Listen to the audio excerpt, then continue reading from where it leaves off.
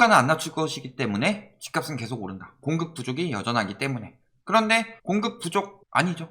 서울의 수요가 늘어나나요? 가구수 늘어나는 건 대부분 분화되었기 때문이고 인구는 계속 줄어들고 있죠. 지금도 이야기해요. 서울에 인프라가 모여있기 때문에 서울의 집값은 안 떨어질 것이다. 서울에 인프라가 모여있으면 뭐하냐. 그 인프라를 누리는 사람들도 월급 가지고 집을 못 사는데. 그러니까 사실상 만약에 서울의 인프라가 서울에만 계속 올리고 인프라가 계속 들어가기 때문에 집값이 계속 올라간다. 그렇게 말하려면은 그래도 집값 상승분이 월급 상승분 정도는 따라가 줘야지. 적어도 1년에 월급보다 더 빨리 올라간다 하더라도 PIR이 1 이상 올라가게 되는 순간 아무리 거기 인프라가 모여있고 그래도 사람들이 살 수가 없다. 그런데 계속 오른다고 하죠.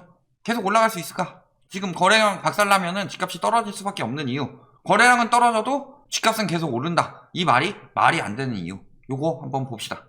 자, 지금도 실거래가 하락되고 있죠? 그런데 공급 부족이 있기 때문에 계속 오른다. 이런 이야기 하고 있죠. 맨날 이야기하는 게 뭐예요? 몇 년 새 아파트 입주 물량이 급감하면서 수급 불균형이 심해졌기 때문. 이런 이야기 하고 있는데 사실 21년은 공급 부족이 아닙니다. 왜냐면은 21년 입주 물량은 기존이랑 비교해 봤을 때 결코 적지 않다. 22년에 잠깐 줄어들죠. 그러면은 요 잠깐 줄어드는 것 때문에 집값이 오를 것이냐? 문제는 왜 공급만 이야기를 하냐? 항상 이야기하지만 중학교 교과서에서도 나온다고 그랬죠. 맨날 언론들의 정책 비난하면서 분양가 상한제 제초안 풀어라. 재건축을 공급해야지. 서울에는 집 지을 땅이 얼마 없기 때문에 재건축을 풀어줘야 집값이 떨어진다. 왜냐면 공급 부족이기 때문에. 중학교 교과서에서도 나오는 수요 공급 이론을 모르냐? 이따위 헛소리를 날리고 있는데 중학교 교과서에서 나오는 건 수요 공급이에요. 그냥 공급이 아니라. 그렇다면은 공급은 예전에 그 김현미 장관이 이야기했죠. 아파트가 빵도 아니고 뭐 말이 빵도 안 했더라니 뭐 이런 식으로 비꼬기 시작했는데 이거 굉장히 정확한 말입니다. 아파트가 빵도 아니기 때문에 공급을 급격히 늘릴 수는 없다.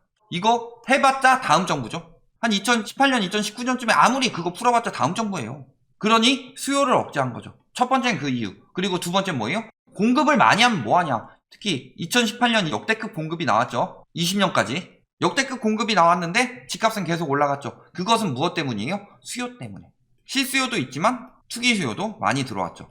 그래서 특히 지난 10년간 공급한 주택의 절반 이상을 투기 수요들이 가져갔다. 그렇기 때문에 요 투기 수요들을 빼고 실수요 시장으로 만드는 것. 그래야 공급이 의미가 있는 거죠. 그래서 이 두 가지 때문에 수요를 억제하는 정책을 위주로 펴왔다. 공급은 새 아파트 입주 물량 이야기하고 있는데 멸실 만채 내놓고 입주 11,000채 해봤자 뭐하냐. 1,000채밖에 늘어나는 거 아닌데. 그러면서 그 지어지는 한 5년 동안 만채라는 공급 부족이 일어나게 되는 거고 실질적으로 그 효과를 보려면 한 10년 정도는 있어야 되는 거죠. 10년 이상 넘어가야지 이 1,000채의 효과가 10년간 유지되면서 한 만채 효과 보는 거 아니에요. 자, 입주 물량이 급감 향후 2, 3년간이라고 하는데 2, 3년간이에요? 서울은 23년부터 공급 늘어납니다. 다시 22년 딱 1년 만이죠. 그 다음에 시중 유동성이 풍부하다. 시중 유동성이 풍부해요? 시중 부동자금은 팔고 현금한 사람들이 가지고 있는 거고 시중 유동성은 어디서 들어오느냐? 신규 유동성이 들어오는 것. 즉 가계 부채가 앞으로 얼마나 증가할 수 있냐. 요거에 따라서 집값이 변동이 있었던 거죠. 그런데 가계 부채가 더 올라갈 수 있는 상황이냐. 요게 굉장히 억제가 많이 되고 있죠. 실거래가 하락했다. 내용 거의 안 쓰고 내용 다 여기 들어가 있죠. 그러면서 집값 상승세가 계속된다고 하는데 그게 굉장히 힘들어지는 이유를 보셔야 되겠죠. 자, 이런 기사가 나왔습니다. 맨날 2030 이야기하더니 이번에 3040으로 하고 있어요. 왜? 2030으로 할 수가 없으니까. 맨날 2030이 시장 주도하고 있다 해놓고서 저럴 때 3040 이야기를 해요. 왜? 20은 다 뭐예요? 불법 편법 증여 혹은 갭투기죠. 이 시기에 집값 올라간다고 하니까 나라도 갭투기 해가지고 돈 좀 벌어보자. 이런 식으로 들어가는 거죠. 그러면은 저들의 자금의 대부분은 뭐다? 전세 자금. 그러니까 20에 대해서는 이야기를 빼는 거다. 그리고 3040으로 했을 때 대부분이 뭐라고 그랬어요? 주택 처분 대금 포함해서 급증했다. 그래서 보면은 들어오는 사람들이 처분 자금으로 들어왔다. 처분 자금으로 들어왔다는 건 대부분 어떤 사람들이에요? 갭투기가 아니라 실수요라는 거죠. 그러니까 710 이후 투기 수요가 많이 억제됐다. 이것을 드러내는 지표이죠. 이게 급등장 떠받치기예요. 그리고 또 한 가지. 두 번째는 뭐예요? 처분을 해야 돼요. 자, 그러면은 굉장히 좋은 비싼 아파트가 있어요. 그리고 그 밑에 약간 하급지나 혹은 약간 그 연식이 더 됐든가. 그리고 중저가, 저가, 초소형 아파트 이런 식으로 있으면은 자, 어떤 식으로 갔다는 거예요? 팔고 남은 수익에다가 자기 자금 조금 보태서 갈아타고 수익에다가 자기 자금에 대출 보태서 갈아타고 이런 식으로 되겠죠. 그렇다는 건 무슨 소리예요? 팔고 이렇게 올라가기 위해선 요걸 사주는 수요들이 필요하더라. 근데 요걸 누가 많이 사느냐? 신규 수요들이 사죠. 그리고 요 고가나 여기서 빠지는 수요들이 이제 어느 정도 올랐다. 그래서 여태까지 부동산 시장 잘 이용해서 계속 갈아타서 수익 많이 보고 지금은 안 되겠다 해서 차익 보고 빠지는 사람들이다. 즉 이들은 뭐예요? 시중 부동자금이 급증할 때 1등 공신이고 여기 들어가는 신규 수요들이 가계부채가 급등하는데 1등 공신들이더라. 그런데 부채가 막혔어요. 그러면은 여기 있던 사람이 팔고 여기 가야 되는데 여기 있던 사람은 팔고 여기를 가야 되는데 여기부터 막혀버리면 어떻게 돼요? 팔고 가는 수요가 줄어들 수밖에 없죠. 그러면 계속 이게 연쇄적으로 일어날 수밖에 없다. 이제 거래량이 감소했다는 거 지금 그리고 대출이 막히니까 신규 수요가 유입되기 어려워지고 그러니까 거래량이 계속 이렇게 팔려야 다음 주택을 사고 이게 되는데 지금 그게 안 되고 있다는 거예요. 그러면 집값이 계속 올라갈 수 있어요? 상식적으로? 그러니까 부동산 시장에 가장 중요한 건 뭐다? 유입되는 자금, 즉 유동성이 얼마나 흘러 들어오느냐. 그런데 사실 제로금리는 오래 갈 수가 없었어요. 특히 코로나로 터진 저금리는 절대 오래 갈 수가 없는 상황이었는데 이걸 가지고 역대급 기회 이런 식으로 이야기를 했죠. 그 사람들 물려가지고 나중에 금리 올라가게 되면 미중 무역전쟁 때 산 사람들 금리 더 떨어져서 일단 더 버티죠. 그 이상 올라가게 되면 어떻게 되는 거예요? 지금? 이미 그 이상 올라갔죠. 영끌했는데 부담이 얼마나 커졌어요. 버티는 건 힘들어지고 팔자니 팔리지도 않고 그리고 집값 올려주는 사람들 중에서 투기 수요들은 지금 규제로 다 빠졌죠. 특히 취득세 강화 그리고 양도세 강화로 그 다음에 실수요 갈아타기로 해서 집값 올리는 사람들은 거래량이 막히니까 올릴 수가 없더라. 그런데 어떻게 집값이 계속 올라간다고 하죠? 처분대금 비중 상승과 임대보증금 비중 하락 이게 뜻하는 게 뭐다? 투기 수요가 지금 굉장히 많이 빠지고 있다. 자 그렇다면은 실수요들이 많이 샀고 그러면은 전세 비중이 줄고 실수요 비중이 늘어났다는 거죠. 그런데도 불구하고 전세 매물이 쌓인다는 건 지금 투기하기 매우 좋지 않은 상황이고 그렇다면 투기 수요가 들어오는 거 막혔죠. 그리고 대출 막히니까 갈아타기 수요들이 더 비싼 집으로 가기 위해서 기존 집을 처분하기가 매우 힘들어졌더라. 그리고 거래된 것을 가지고 이야기를 하는데 임대보증금 비중이 하락했다는 것은 갭투기 매물이 진짜 안 팔리고 있다는 소리다. 지금 보면 고가 아파트 같은 경우는 뭐라 그래요? 대출이 안 되니까 일단 갭투자로 사고 자기는 월세 사는 이들이 적지 않다라는 거죠. 저거 얼마나 갈까요? 서울 고가 아파트 같은 경우는 갭투기 하면 어떻게 돼요?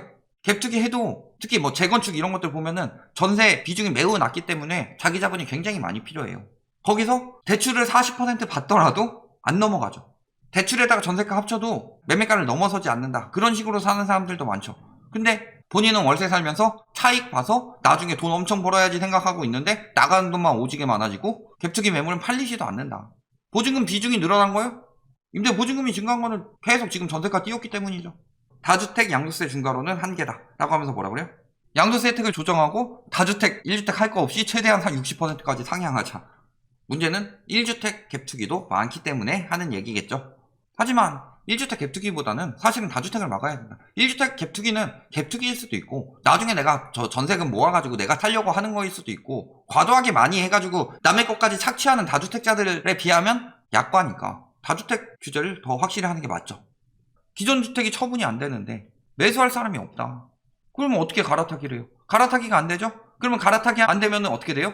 그 상급지에 있는 사람도 기존 주택 처분이 안 되니까 또 매수할 사람이 없어서 갈아타기 안 되고 그럼 더 상급지도 계속 이렇게 가면은 저가부터 올라가서 중저가 고가 올라가서 재건축은 투기이니까 다르겠지만 신축 아파트까지는 굉장히 거래가 막힐 수밖에 없는 거다. 그런데 집값이 어떻게 계속 올라가요? 거기다가 대출금리 가파른 우상향하고 있다고 하죠. 자 그럼 영끌적 이자 부담 여태까지 계속 언론에서 뭐라 그랬어요? 지금이라도 영끌해서 사라. 결과 어떻게 됐어요? 저희가 틀렸어요. 경제 위기로 인한 저금리는 오래 갈 수 없다. 진짜 여러 차례 강조했습니다. 예를 들어 잠깐 신용대출 뭐 이런 거 받는 거면 모를까. 아니 한 20-30년씩 내는 주택담보대출 받아가지고 영끌로 사는 거 거기다가 신용대출까지 받아서 사는 거 말이 되냐. 바젤3 시국이기 때문에 은행권에서는 더 좋을 건데 이야기한 대로 되고 있죠. 대주금리 연말 6%까지 뛸 수 있다고 합니다. 최고 금리는 8-9%도 충분히 가능하다. 이제 은행권에서 위기의식을 굉장히 크게 느끼고 있다. 자 거기다가 내년엔 대출받기 더 어려워지죠. 총량 관리에 잔금대출 잔금대출 둘째 치고 핵심은 뭐냐? DSR 강화죠. 문제는 6억 이상 집에 적용이 되는 게 아니라 2억 이상에 적용이 된다는 소리예요. 그렇다면은 뭐 고가 자동차 이런 거 산 사람들은 거의 집을 못 산다고 보셔야 되죠. 대출 받아서 고가 자동차를 대출 잔뜩 받아가지고 카푸어 뭐 이런 사람들 혹은 뭐 자동차 이런 것도 들어가고 여러 가지 모든 대출이 대부분이 포함이 된다. 거기에 문제는 뭐예요? 금리가 올라요. 자, 예를 들어서 신용대출이 7천만 원까지 가능했다. 원리금으로 연 1,000만 원씩 갚을 수 있었다. 그러면 이게 5천만 원으로 줄어들죠. 원리금 상환을 7년에서 5년으로 줄였으니까. 문제는 근데 금리가 더 올라가기 때문에 원금 비중이 더 낮아지죠. 그럼 어떻게 돼요? 이 사람은 이제 7천만 원 빌렸는데 이자 포함해서 일단은 요거 5천만 원으로 줄어드는 데다가 이자가 더 늘어나니까 받을 수 있는 원금의 비중은 더 줄어들죠. 그래서 4천대로 줄어들 거다. 7천 받던 사람이. 반토막 나는 거죠. 신용대출. 주담대도 마찬가지죠. 금리 올라가게 되면 DSR은 당연히 축소될 수밖에 없습니다. 그래서 위험한 게 DSR 규제인 거예요. 거기에 지금 이야기하는 거 잔금대출 자체가 어려워지는 건 둘째치고 지금 분양받은 사람들 대부분 뭔 생각으로 받았어요? 잔금 때 시세 더 올라가니까 계약금 한 2배 정도만 해놓으면 요걸로 40% 대출 받아도 2배 뛰었으니까 80% 정도는 받을 수 있겠지. 이런 식으로 들어가는데 지금 요거를 분양가 중심으로 바꿨기 때문에 잔금 대란은 앞으로 거의 예정된 수순이다. 거래량은 지금 9월 끝났는데 서울 아파트 거래량 36% 감소했습니다. 경기도 아파트 26, 7% 정도 감소했습니다. 인천은요? 대략적으로 거의 한 20, 30%는 감소했다는 소리예요. 20, 30% 감소했다는 건 이거 앞으로 연쇄 이동이 계속 막힌다는 겁니다. 통화 승수 계산했던 거 기억나세요? 여기서 연쇄. 그래서 승수가 이렇게 불어나기 때문에 돈이 계속 돌아서 100만 원을 하더라도 이게 4번 돌면 400만 원의 효과를 발휘한다. 거래량 감소. 지금 이제 시작하자마자 20, 30% 감소했다는 거. 달이 가면서 계속 돌면 어떻게 될까요?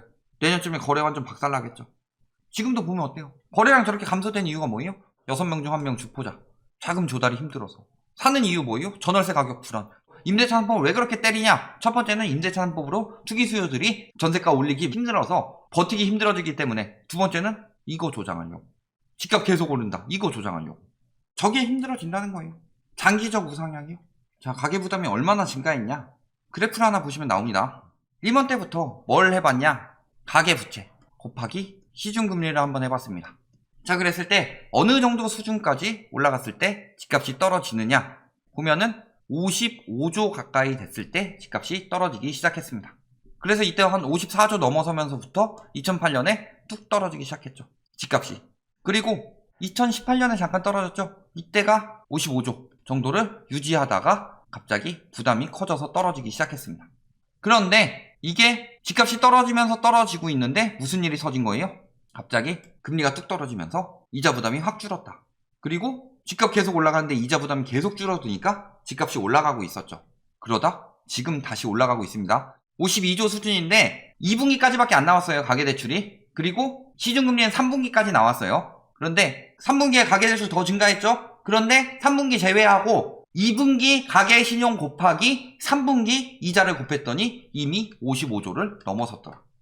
집값 언제 떨어질까요? 이제 얼마 안 남았다. 요거까지 보시면은 얼마나 떨어질지 답이 나온다는 거죠. 핵심은 뭐예요? 거래의 연쇄 절벽이 일어날 것이다. 왜냐면 현재 매도 자금으로 매수 이게 진행되고 있는데 매도가 안 되니까 여기에 금리 올라가서 매도를 할 수 있는 신규 수요 유입이 매우 억제가 될 것이다. 팔고 싶은 사람들은 늘어나고 사고 싶은 사람들은 못 사니까 살 수 있는 사람들이 줄어들게 되는 거죠. 거래 절벽은 더욱 심해지겠죠. 그러니까 지금 나타나는 현상이 뭐예요? 매물이 증가하고 있는 것. 그 다음에 갭투기 아까 이야기했죠? 임대보증금 비중이 줄었다는 것 자체가 갭투기 아파트들은 거의 안 팔리고 있다는 거죠. 그러니까 안 팔리는데 전세가는 잔뜩 올려받고 싶고 그러니까 세입자가 안 들어오니까 전세 매물도 계속 늘어나고 있다. 이자 부담이 극에 달했다. 요거까지 보시면 일단 특히 지금 상황에서 앞으로도 계속 오른다. 얼마나 말도 안 되는 소리냐. 답이 보이실 거다. 여기까지 말씀드리겠습니다.